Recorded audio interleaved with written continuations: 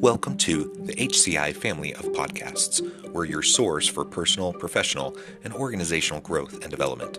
We share our own original research, explore industry trends, and interview executives and thought leaders from across the globe. Join us for practitioner-oriented content around all things leadership, HR, talent management, organizational development, and change management. Maximize your personal and organizational potential with the HCI family of podcasts.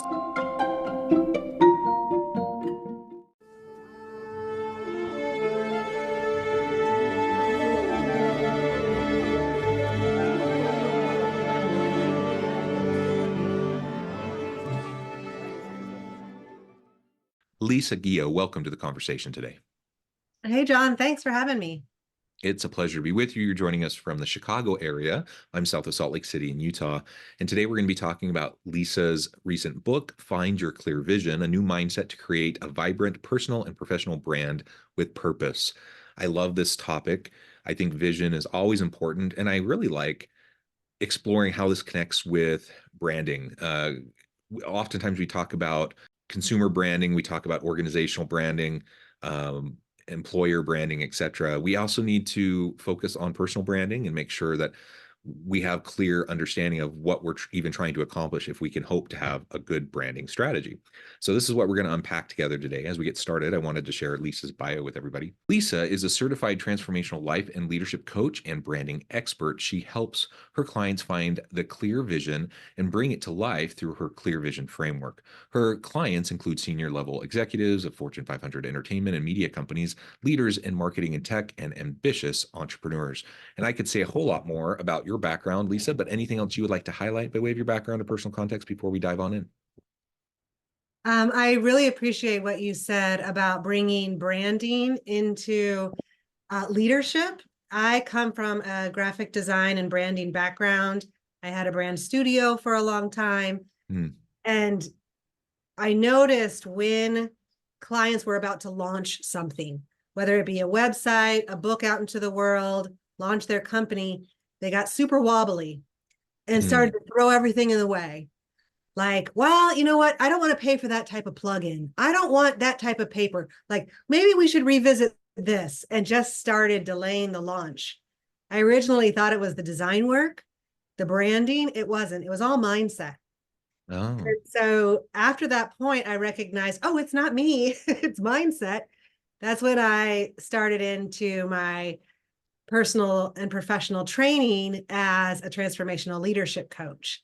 So that's where the blend of both design and creativity and mindset work really comes into play, and it's a lot of fun.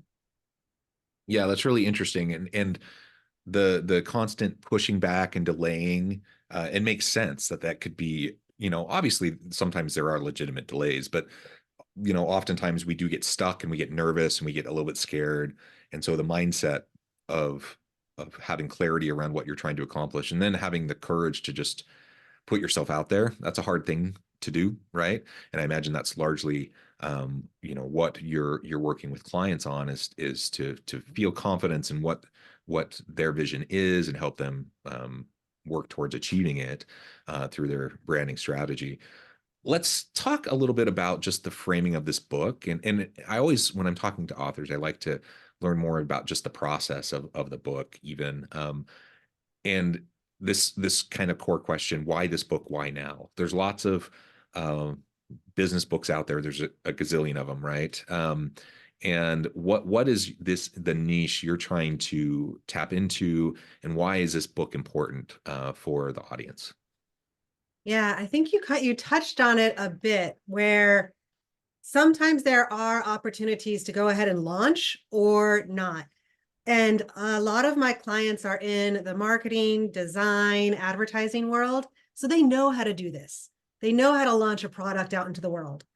But when you turn it around and make it about yourself, whether that's your personal branding, your thought leadership, your leadership brand, that's where we get wonky. That's where things go weird. And so that's all the mindset work. And once I recognized, oh, these folks know how to use the creative process as it relates to launching things out into the world. What if we took that creative process and then applied it to what I call your inner platform, Mm. which really revolves around inner trust, mindset, how to expand your energy so you can laser focus, and your clear vision, because people with a clear vision become visionary, right? And that's when we can start to look to a leader, for example, and be like, oh, I see what they mean. I see where they're coming from. That's what I want to get on board with that. That's because that person has a clear vision. So how do we actually unpack and create that? Well, this book uses the creative process to do that. Yeah, very cool. And tell us a little bit more about your thinking around the difference between thought leadership and personal branding, and how that clear vision component really helps with that distinction. Yes. So oftentimes they're kind of one and the same. People, like to call things one way or another, but personal branding, I really think, is an exchange of energy from me to you. It's how I show up in the world. And if other people are attracted to that energy and want to have a conversation and want to hire me, work with me, collaborate, boom, that can be a personal brand in and of itself. Yeah. It's your reputation, your character. You can apply it online or offline too. Personal or professional branding, or what people are now calling leadership branding, same thing, but it is how it applies into your workplace and how you engage and interact with employees, with staff, clients, customers, etc. And then you take it into the thought leadership world, and these are leaders who have distinctive thoughts, creativity, a clear vision, and then they strategically amplify that out into the world.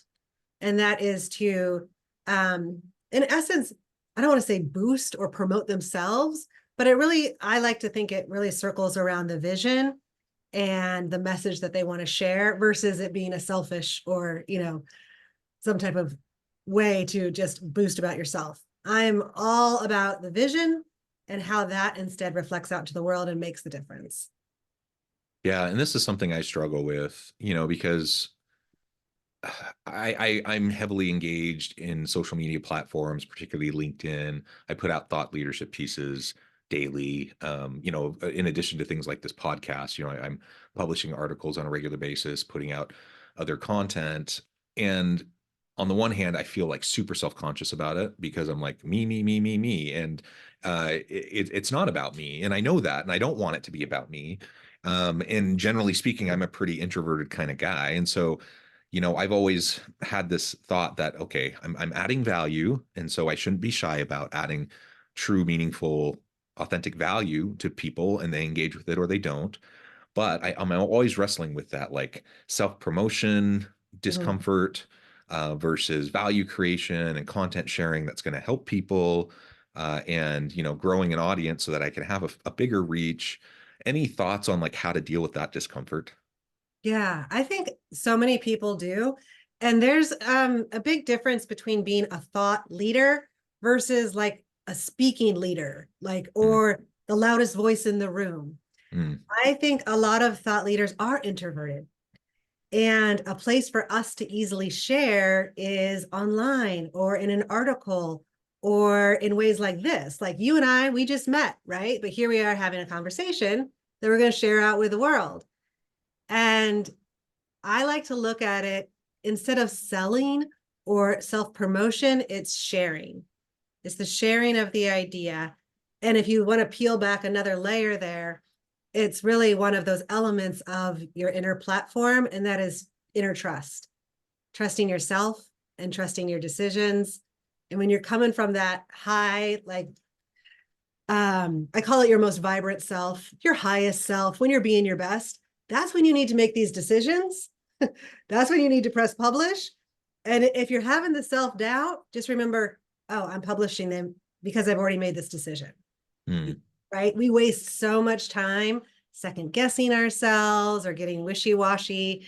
And that's a beautiful way to waste time, money, and energy by Right. second guessing ourselves. Yeah.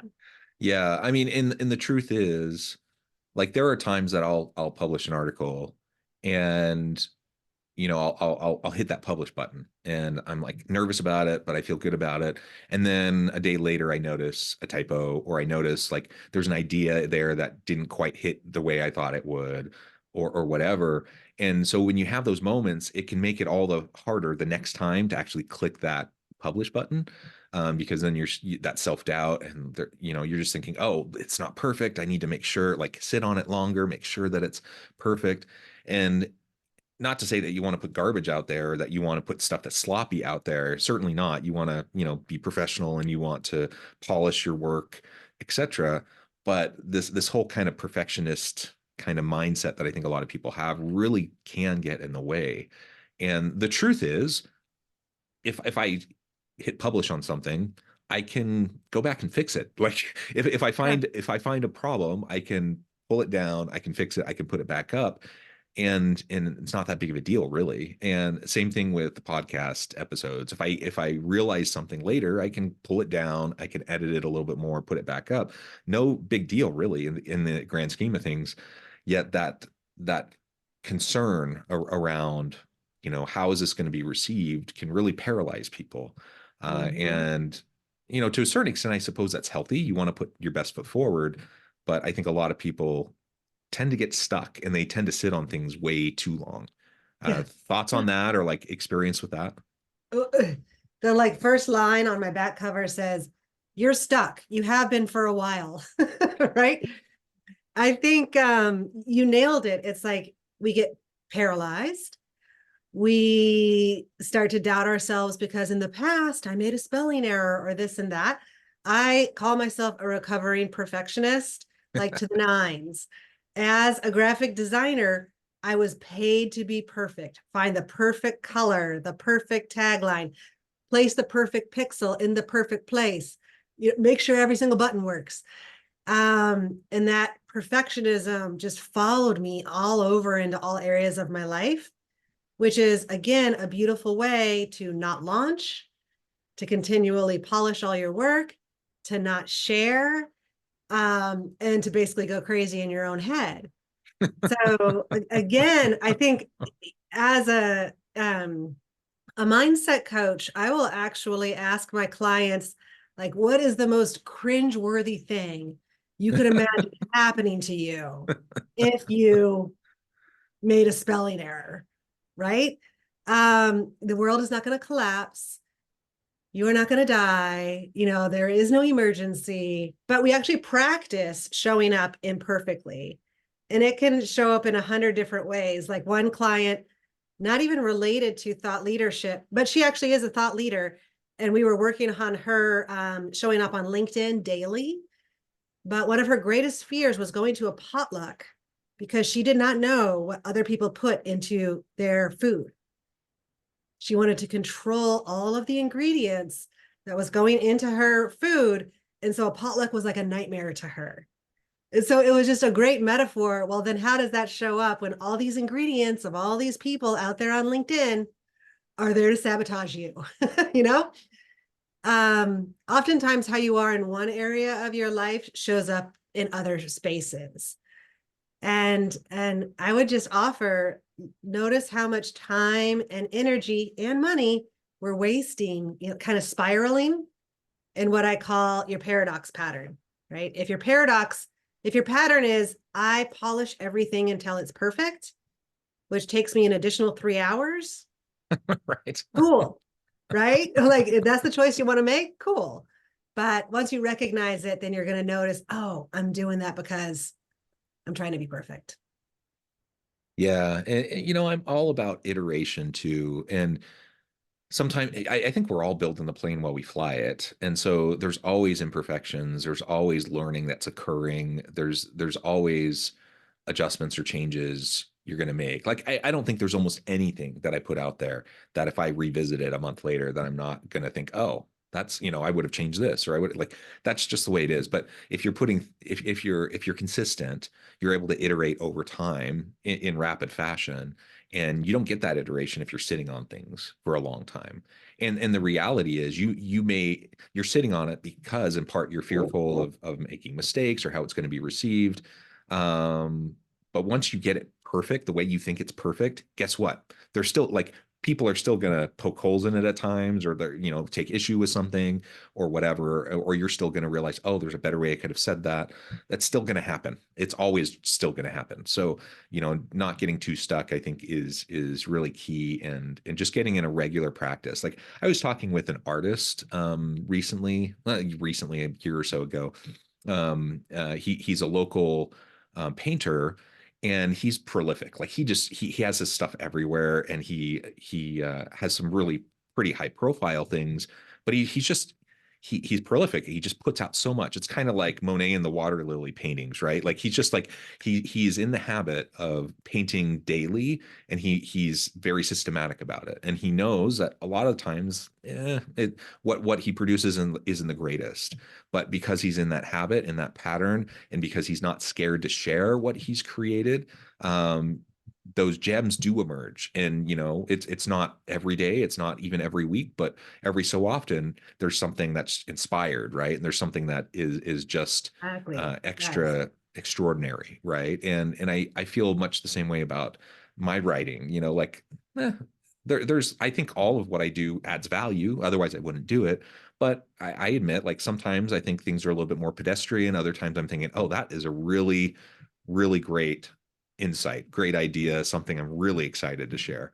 But if I allowed myself to get out of the habit of being consistent, it's not like I would then only produce the really amazing things, Yeah. because I'm not, like, I think sometimes people think, oh, if you're distracting yourself with all these things that aren't as good, that means you're not going to be able to produce as many really great things. And I'm like, for me, at least, I feel like quality quality comes with quantity. Like the more I'm writing, the more I'll produce some of the really great stuff. And if I just scale it back because I'm thinking, oh, I don't want to produce things that are just decent, I'm not going to get to nearly as many great ideas and great contributions that can help people. Right? Does that make sense? Yeah, hands down. Um, it's kind of like when people go to the dentist every 6 months or a year. It's not like you don't brush your teeth twice a day leading up to that 6 month marker, right? Because if we didn't brush our teeth every single day, twice a day, to that 6 month marker, we're going to have a really hard time showing up at that dentist. It's going to be painful. We're going to have to come back for some cavities, right? We can't expect to just like pop out and birth this like gorgeous, amazing article, book, painting without the practice. Yeah. And so as a practice for me, for example, April is National Poetry Month. Mm. And so I signed myself up for, it was $85 course. So I have some skin in the game, right?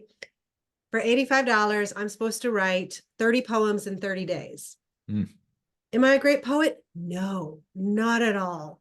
But I enjoy it. And poems only need to be like this long. So it's a way to practice. And so same thing, I'm getting myself into the habit of practicing. There may be a gem in there, but I'm not counting on it. I'm just practicing. Yeah, absolutely. And you've already referred to it, but let's talk a little bit more specifically about this inner platform component. Can you say a little bit more about that and why that's foundational, as people are trying to transform their mindsets and clear their vision? Sure. So oftentimes when people think, well, I want to be a thought leader, I need to build my executive presence. I want to build a personal brand so I become, known in this, that, the other thing. They're already thinking about their outer platform. How do I Mm. look? How do I sound? Who's going to notice me? What job am I going to get? But what's actually missing? Okay, so then when people show up in that way, they're vanilla, they're boring, and we can see straight through it. Or we notice like something's off with this person, right? And then we all know those people.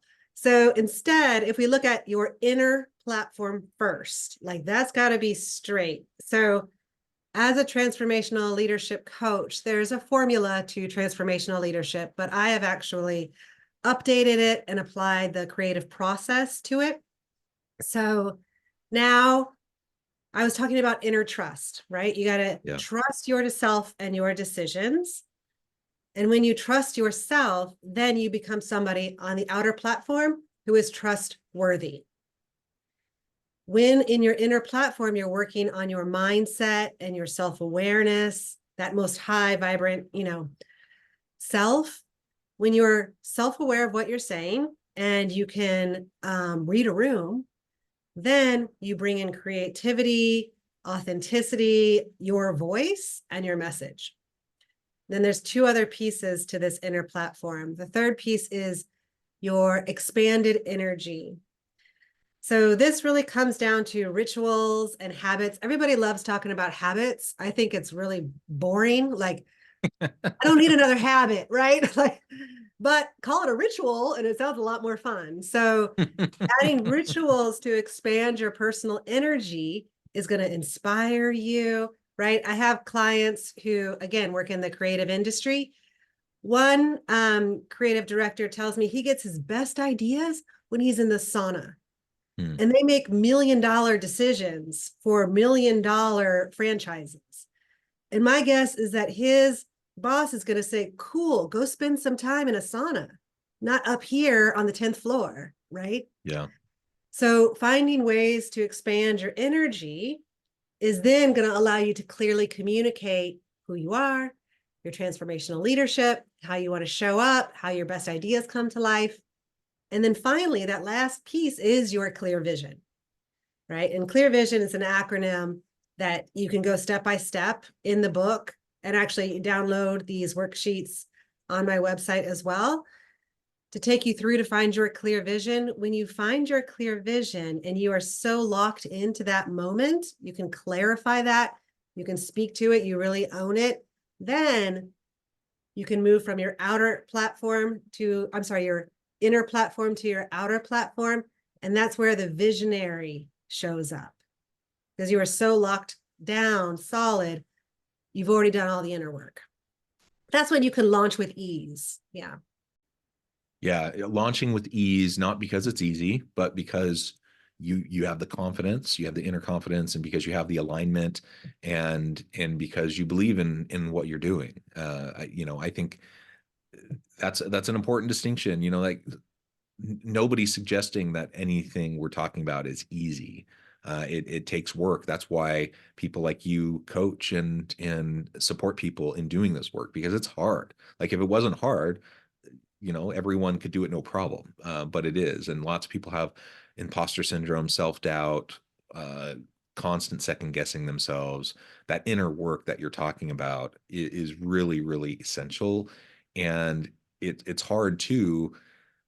I suspect even that perhaps there's a gendered component to this, because I think, for example, like kind of the difference in mindset between me and my wife, and some of it's personality, I'm sure, but probably some of it's just the fact that I'm a straight cisgender white dude who has like all these layers of privilege, and she is not, and she's a woman, and so some of the things that she will sit on sometimes, I think may come from kind of that gendered experience that she's had in the world that I haven't had, where I'm kind of like, whatever, I'll throw it out there, see what happens.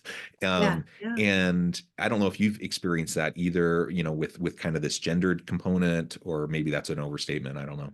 Yeah, no, it's definitely something to look at, especially as it applies to creativity, for example. So in the book, there's an entire chapter about masculine and feminine energy, whether you define yourself as a man or a woman or somewhere in between. Yeah. Masculine energy has us wanting to do it right, to get it done, to be on time, right? To have it on track, have a solution, all of these things. That's where we kind of have this go, go, go mentality versus feminine energy, which is the creativity, ease, the flow, the going into the sauna for an hour, right? So I really think that a transformational leader is when we blend both sides I like that. equally. And I actually find a lot of the men I coach have more feminine energy, and more of the women I coach have masculine energy. which makes, because as women, we have to show up in a way that is, quote unquote, right. Right. And apply ourselves to a world, a corporate world that was really built not necessarily for women, but in a way that is go, go, go, get it done. Let's be on time, that masculine energy. There's no right and wrong with it, but I think that we are working on finding the blend. Yeah, I like that focus on the blend. I think in most areas of life, blending, finding integration is powerful. And I like the way you just described that. Well, Lisa, I know the time. I need to let you go here in just a minute. But before we wrap things up for today, I wanted to give you a chance to share with the audience how they can connect with you, find out more about your work, where they can find your book, and then give us a final word on the topic for today. Yeah, so the book, Find Your Clear Vision, we've got this on Amazon. You can also find it on my website at bebrightlisa.com. I'm on Instagram, bebrightlisa, LinkedIn, Lisa Guillot, Guillot, like the guillotine, but without the team. Yeah, and I'd love to hear from you. Like I said, I've also got these worksheets for the Clear Vision framework up on the website as well. You're welcome to download those for free. Let's see, one last word. Everybody, all my clients often ask me, or they'll start the conversation with, I just don't have enough time. I need more time. Like we're going to put time in our pocket and save it for later. And I would offer, if that is something that comes up for you as a stopping point, I want you to notice where you're spinning. We were talking about that paradox pattern and you're second guessing. How much time are you spending second guessing your vision? That's time that you can use to expand your energy and laser focus and press publish, press post, make that call, send that email. I really want to encourage you to take action, even if it's not perfect. I love it. Lisa, thank you so much. It's been a real pleasure. I encourage the audience to reach out, get connected, find out more about what Lisa can do for you, check out the book. And as always, I hope everyone can stay healthy and safe. They can find meaning and purpose at work each and every day. And I hope you all have a great week.